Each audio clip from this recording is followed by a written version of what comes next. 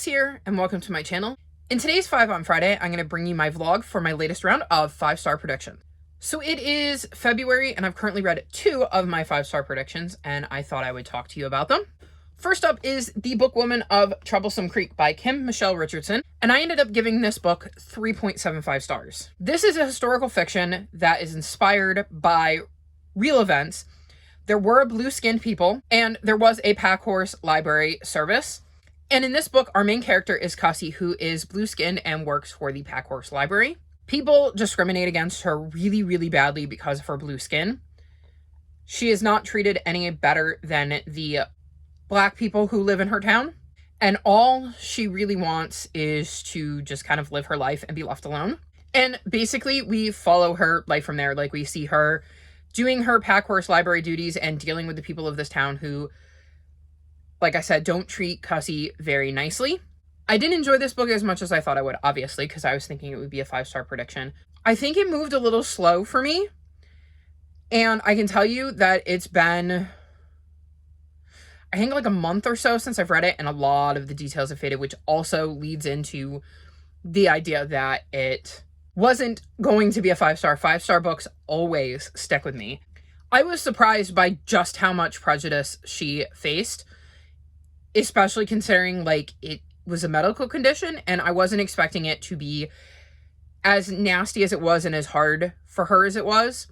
I did enjoy her journey and the things that she learned about herself and what she wanted out of life and stuff like that throughout the book. And there is a sequel that I definitely would like to read. I enjoyed it enough to want to read the sequel, especially knowing the premise. So I look forward to reading that at some point in the future, but this definitely was missing some of the elements I needed to have it be a 5-star. And then the other book I've read is Katie the Cat Sitter by Colleen A.F. Venable and Stephanie Yu, and I did give this book 5 stars. So this is a graphic novel where we follow Katie, who is looking to raise money so that she can go to the same summer camp as her best friend. And she starts out trying to do odd jobs around the building and isn't getting very far with any of them until a neighbor asks her to cat sit for her.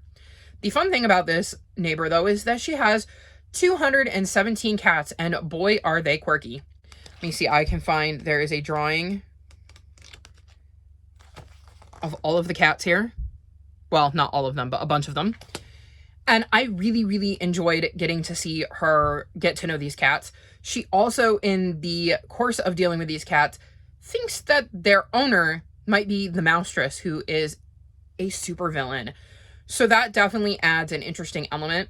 I just really, really loved getting to see Katie's journey throughout this book and getting to see her know all of the cats and all of their quirks. I thought that the art style was really enjoyable and really helped bring the story to life. And it is definitely a series I plan to continue sooner rather than later because I just really, really love this story. And as a cat lover, I'm curious about all of these cats, and I'm hoping we get to see more of their quirkiness displayed in book 2. So those are the 2 books I've read. I'm hoping to get to the other 3 sooner rather than later, and when I do, I will check back in.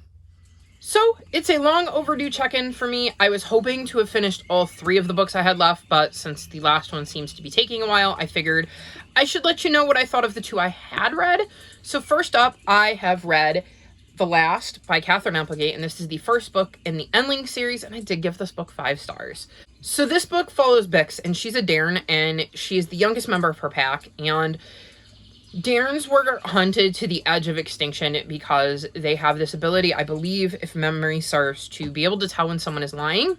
And so Bix and her family and the rest of her pack are kind of hiding out, and she ends up coming home one day to find her entire pack dead, believes she's the only one of her kind left, and sets off on a journey to find some place safe to live. Along the way, she meets friends and foe and starts to uncover some secrets about her kind's past and their history, and really gathers this, like, found family along the way, which is one of the things I absolutely love. That is one of my favorite tropes, is found family. So if you like found family, this book is got that in spades. I really enjoyed Bix and the relationships she developed as she went on this journey, and kind of wondering who had her best interests at heart. I liked discovering more about her as the journey went along and the special abilities Darrens have and why they were hunted the way they were. I enjoyed getting to see her uncover some of the secrets that she did along the way, and I definitely cannot wait to pick up book 2. I'm very, very excited to be continuing on with the series, hopefully sooner rather than later, because I really, really enjoyed it. And then the other one I finished is The Taken by In Bali is Serrals, and this is the first book in the Foxcraft series, and I gave this book 5 stars. So this is another book that has an animal POV, and in this one we're following a young fox named Isla, who is only just learning how to kind of survive and protect herself. And very similar to Bix in the last, she comes home one day and finds kind of her home on fire, and it's surrounded by these strange foxes, and she has no idea where her family is. But these foxes are definitely giving off bad vibes, so she ends up running and is being chased by this enemy. And during her travels, she realizes she really needs to learn the magic of this mysterious thing known as Foxcraft if she wants any chance at survival. So this is another one where you're kind of got this young animal on their own, trying to figure out who she can trust, who she can't, and kind of discovering friends and foes along the way. Her family, she has no idea what happened to them. They could be dead. They might not be dead. She doesn't know. So, like, unlike Bix, she's kind of left in this state of unknown, of not knowing whether she should be grieving or not. I really enjoyed having her as our main character, and again, discovering things with her as she figures out more about what's going on, why her family was attacked, and what is going on with, like, the bigger picture. This is another series I absolutely cannot wait to get back to, and I'm looking forward to reading this one also sooner rather than later. I don't think I would put the second book in either of these series on a future 5-star prediction because I'm trying to, branch out. But I definitely think both of the next books and both of these series could be 5-star reads. So if you're looking for animal POV recommendations, I recommend both of these. I had a great time with both of them. Which leaves me with just The Length of a String, and I had really, really hoped to get to it before now, and I just haven't. So hopefully I will be getting to that in May. We'll see. Because I'm already starting to read books for the next round of 5-star predictions, so I'd really like to wrap this up. But we shall see. That's all of the update I have for now, and I will check back in with you to wrap this vlog up when I get done with The Length of a String. So I have finally finished my last 5 stars. So I read The Length of a String, and this did get 5 stars. So this follows a young girl named Amani who is Black and Jewish and is adopted and is hoping for her bat mitzvah present that she can learn more about her birth parents, because she's really wondering more about, like, her heritage and her culture and kind of the culture she was born into as opposed to the one she was raised into. And as she's struggling with the idea of asking her parents for this, her great-grandma Anna dies, and she ends up finding her great-grandmother's journal. And Anna wrote this journal after she left Luxembourg for Brooklyn during World War II. And she's been separated from her family. She's the only member of her family who got to go, and is kind of writing these letters to her sister in her journal. And this gives Amani a completely different look into kind of her Jewish background and her Jewish culture, and it just makes her want to know more about her kind of birth culture. And this really makes her feel connected to her great-grandma, because her great-grandma has been completely stripped of everything she knew and is trying to fit into this new family where she's almost kind of adopted as well. So I adored this book. I adored getting to see Anna's journey and kind of learn what life was like for her in Brooklyn, and seeing how much she missed her family and wondering what was happening to them, while it was interspersed with Amani, who kind of knew some of it and found out other things before Anna did. And it was really interesting to see Amani struggle with her place and wondering more about her life and, like, her biological roots.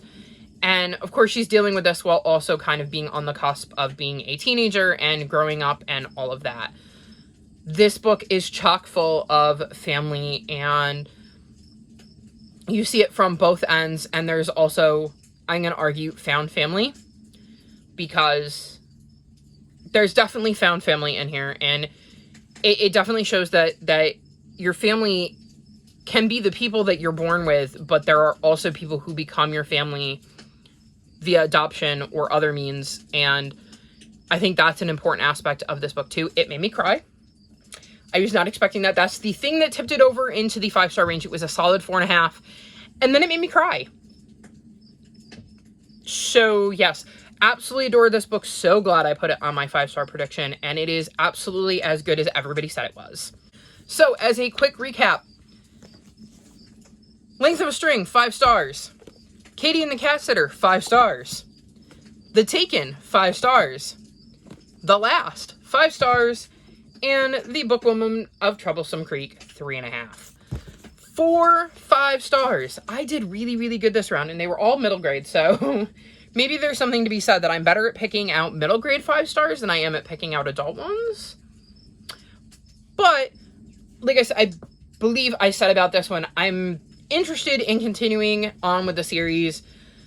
It may have been 3.5, but I can still tell you what this was about. So, like, enough of the details have stuck with me that, like, it was memorable despite being a 3.5. And then I absolutely adored these. So, fantastic round of 5-star predictions, if I do say so myself. But that's it for this vlog. All of my social media is linked in the description below if you'd like to come chat with me. If you've made it this far in the video, leave me star emojis. Like this video and subscribe to my channel, and I'll talk to you next time. Bye!